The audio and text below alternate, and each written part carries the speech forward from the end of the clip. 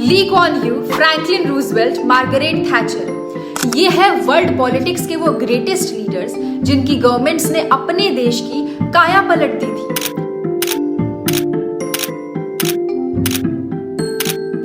इन सब गवर्नमेंट्स में एक चीज जो कॉमन थी वो इन सब का एब्सोल्यूट मेजॉरिटी में होना था, ठीक उसी तरह जिस तरह इंडिया में मोदी सरकार पिछले 10 सालों से है।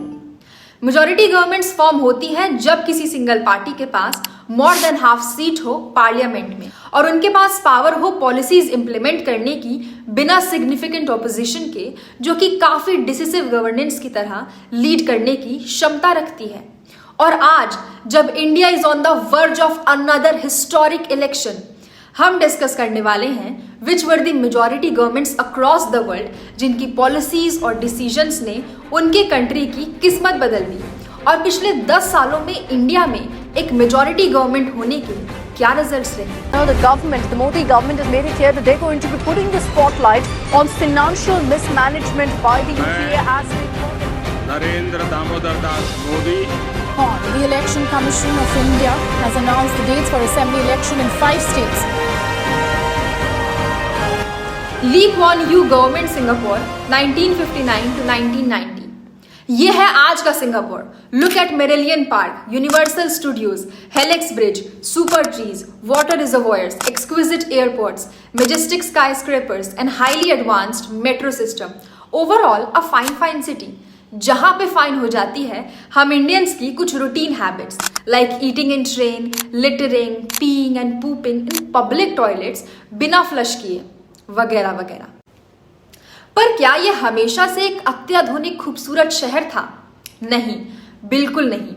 पर इससे ठीक विपरीत ये एक डेंसली पॉपुलेटेड छोटा सा आइलैंड था जो वर्ल्ड वॉर 2 के टाइम 1942 में जापानीज के सामने सरेंडर कर देता है और जापान अगले 3.5 साल तक सिंगापुर को पूरी तरह से डिस्ट्रॉय कर देता है।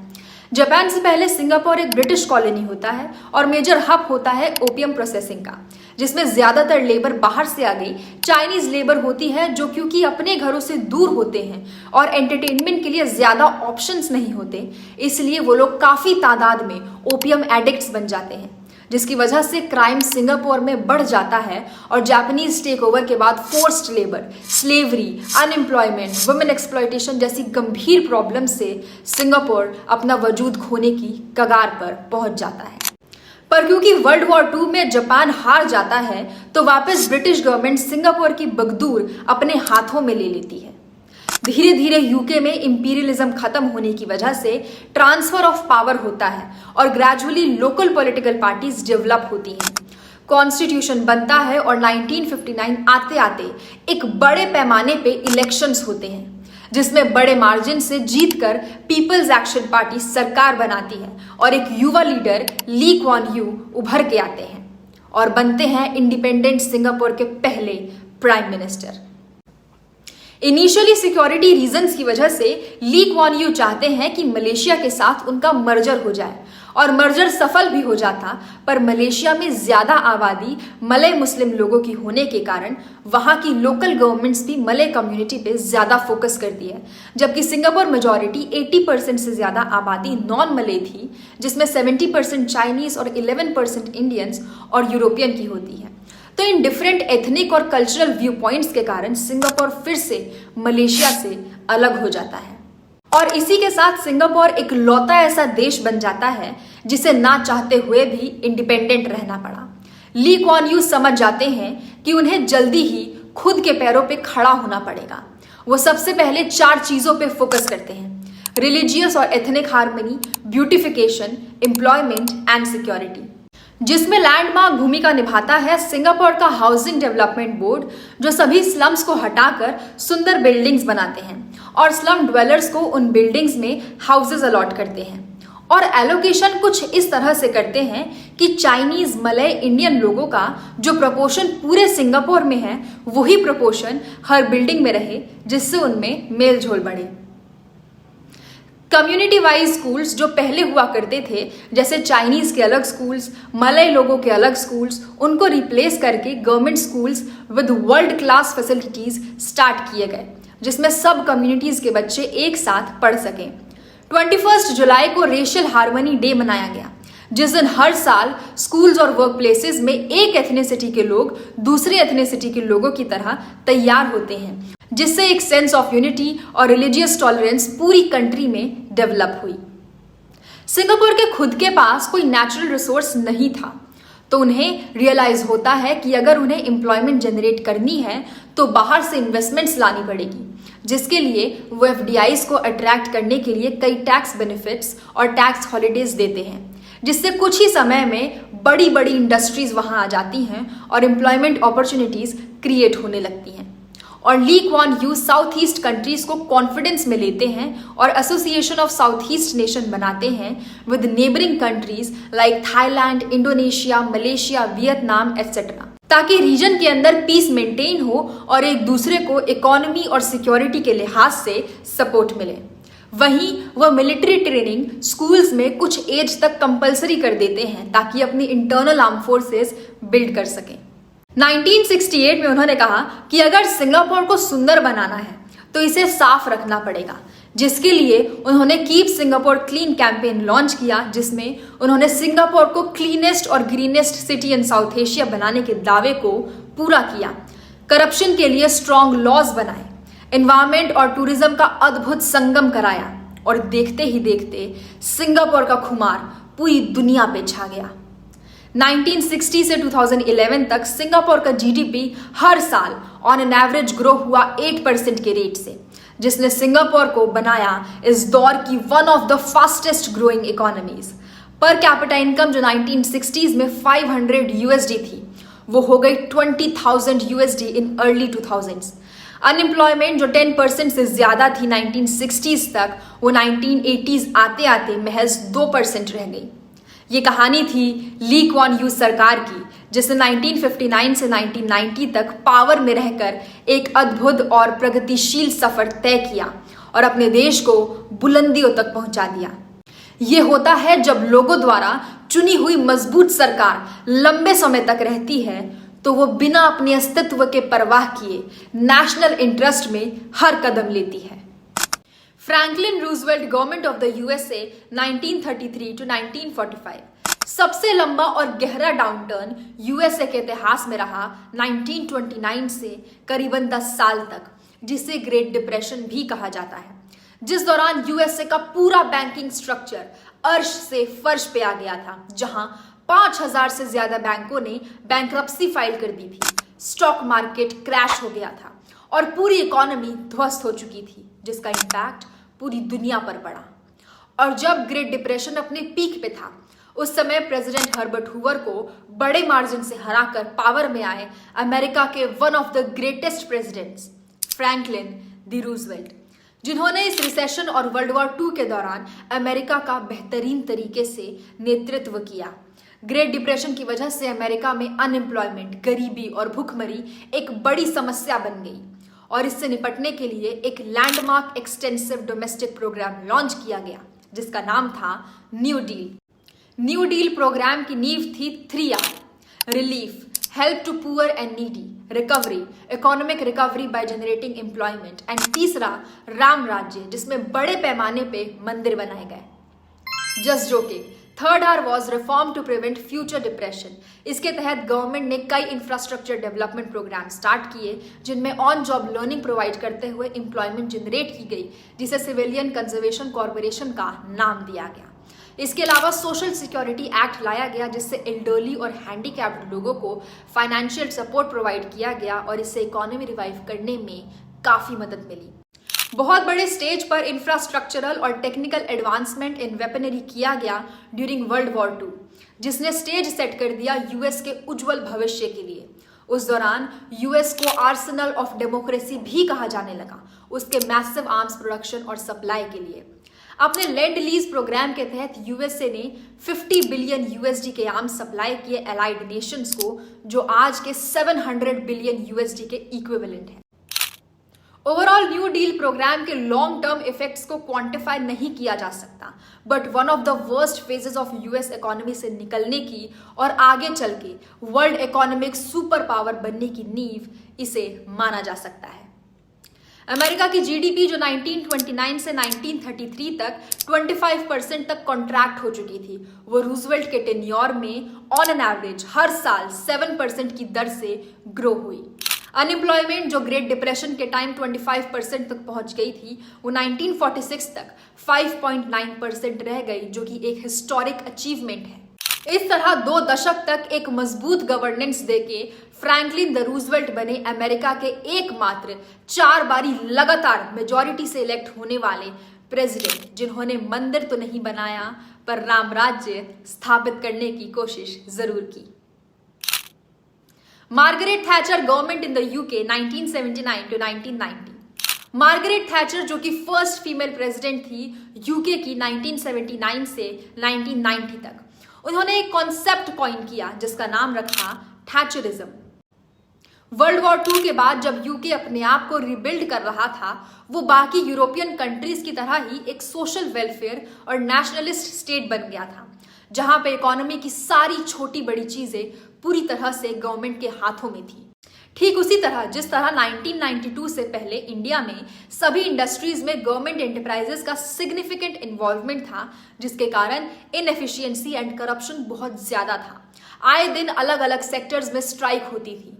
हाई इन्फ्लेशन रेट, लो ग्रोथ, अनएम्प्लॉयमेंट जैसी गंभीर समस्याएं फोरफ्रंट में थी, और इससे उबरने के लिए जो स्टेप्स इंडियन गवर्नमेंट को बैंक्रप्सी के कगार पर 1992 में फोर्सफुली लेने पड़े, वो स्टेप्स मार्गरेट थैचर ने 1979 में थैचरिज्म के जरिए लिए।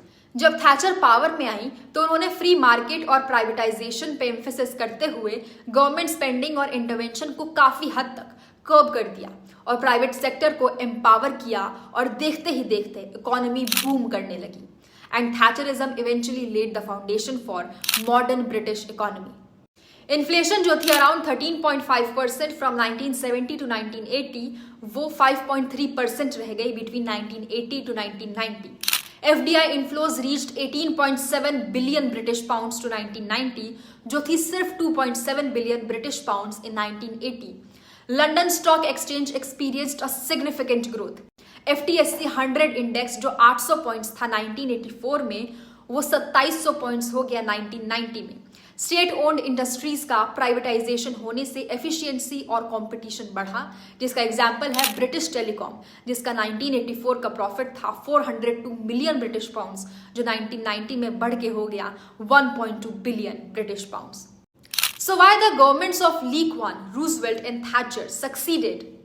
शायद इसलिए क्योंकि इन सब में विलिंगनेस थी, ग्रेट लीडरशिप थी और अपने लोगों का अच्छा सपोर्ट था। लेकिन इसके साथ साथ ये सब गवर्नमेंट्स इसलिए भी सक्सीड हुई क्योंकि ये सब मेजॉरिटी गवर्नमेंट्स थी with full powers, ownership and responsibility, यानी पूरी तरीके से घोड़े की लगाम अपने हाथों में। और वहीं से शुरू हुआ सफर परिवर्तन और विकास का। चलिए अब सिंगापुर, यूएसए और यूके से आते हैं वापस इंडिया पे, जहां चल रहा है मोदिज्म।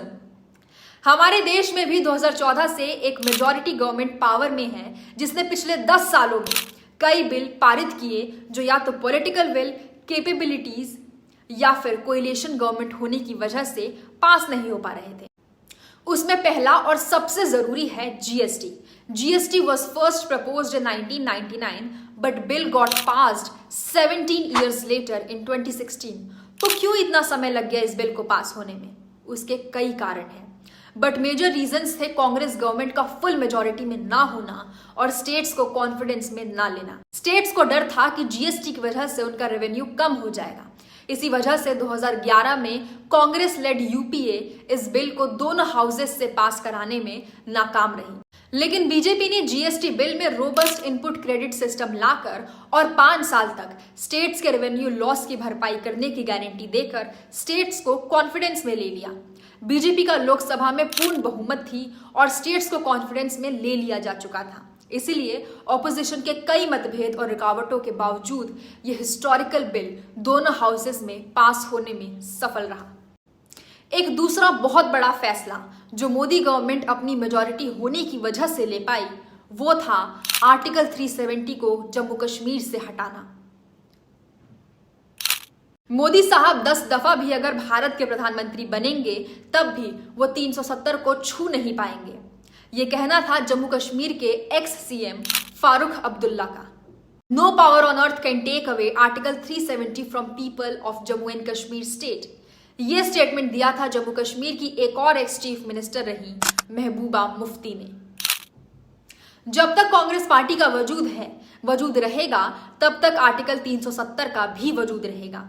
भारतीय जनता पार्टी 200 साल तक हुकूमत करेगी तो भी वो ये कानून हटा नहीं सकती। ये अल्फाज थे उस वक्त के लोकसभा के leader of opposition Ghulam Nabi Azad के। आखिर ये आर्टिकल 370 क्या था जिसको लेकर ये लोग इतने कॉन्फिडेंट थे कि ये कभी नहीं जाएगा, और क्यों 70 साल तक एक टेम्परेरी आर्टिकल होने के बावजूद इसे हटाने की कोशिश या हिम्मत किसी भी सरकार की तरफ से नहीं की गई। आर्टिकल 370 के अनुसार भारत के संविधान ने जम्मू और कश्मीर को स्पेशल स्टेटस दिया था। इसने स्टेट को अपना अलग कॉन्स्टिट्यूशन, अलग फ्लैग रखने की इजाजत दी और फॉरेन अफेयर्स, डिफेंस और कम्युनिकेशन के अतिरिक्त सभी मामलों पर स्वतंत्रता प्रदान की। पर यह एक टेम्परेरी अरेंजमेंट था जब तक चीजें सामान्य नहीं हो जाती हैं।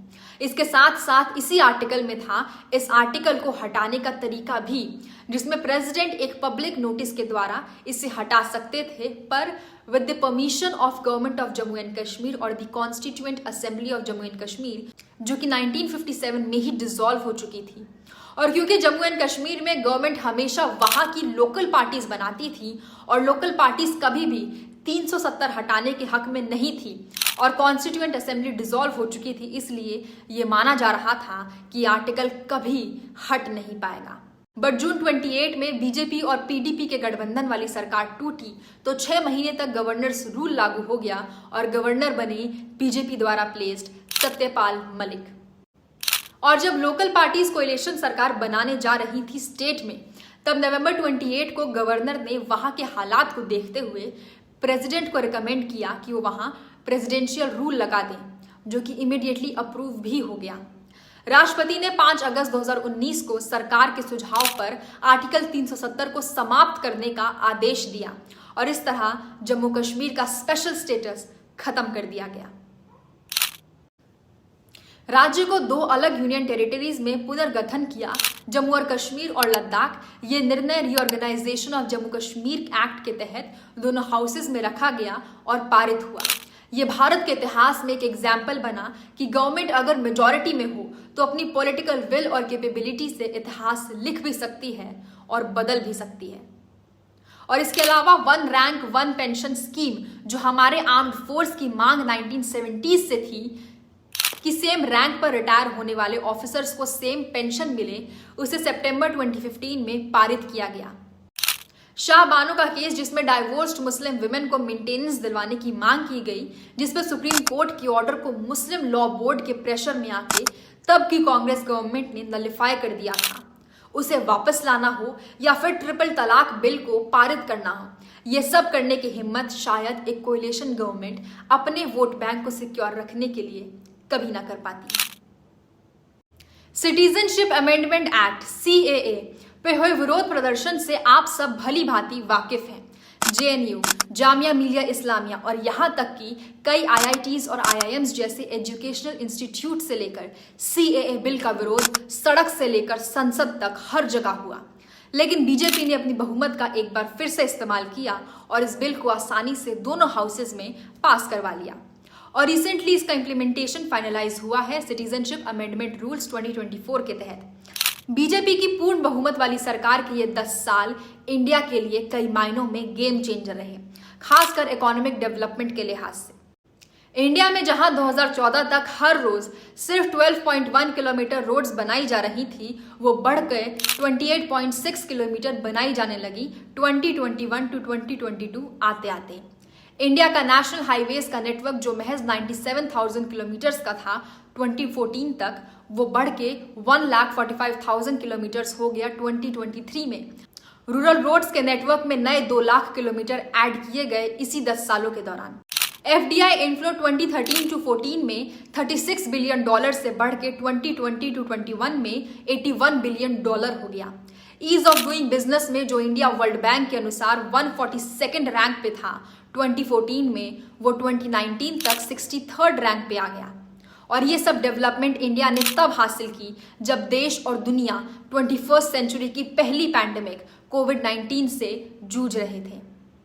इस पूरे डिस्कशन से एक बात जो हमें क्लियरली समझ आती है वो ये है कि अगर एक कंट्री को डेवलप होना है तो रिक्वायरमेंट है एक स्टेबल, स्ट्रॉन्ग, लॉन्ग टर्म और एक क्लैरिटी ऑफ विजन वाली गवर्नमेंट की, जिसे ना तो वोट बैंक पॉलिटिक्स की वजह से कॉम्प्रोमाइजेस करने पड़े और ना ही कोएलिशन मेंटेन रखने के लिए किसी और पार्टी के विचारधारा और विजन के साथ अलाइन करना पड़े, जिससे वो डिसिसिव, लॉन्ग टर्म और किसी को खुश करने की कोशिश के बिना देश हित में डिसीजंस ले सके। पर दूसरी तरफ ट्रांसपेरेंसी और अकाउंटेबिलिटी भी जरूरी है ताकि धीरे धीरे ये मेजॉरिटी डिक्टेटरशिप में ना परिवर्तित हो जाए। आपको क्या लगता है, क्या मेजॉरिटी गवर्नमेंट डेवलपमेंट के लिए इतना बड़ा रोल प्ले करती है? और क्या बीजेपी का 10 साल का सफर being a majority government satisfactory था? And what are the things that you expect from the future government? Do let us know in the comment box.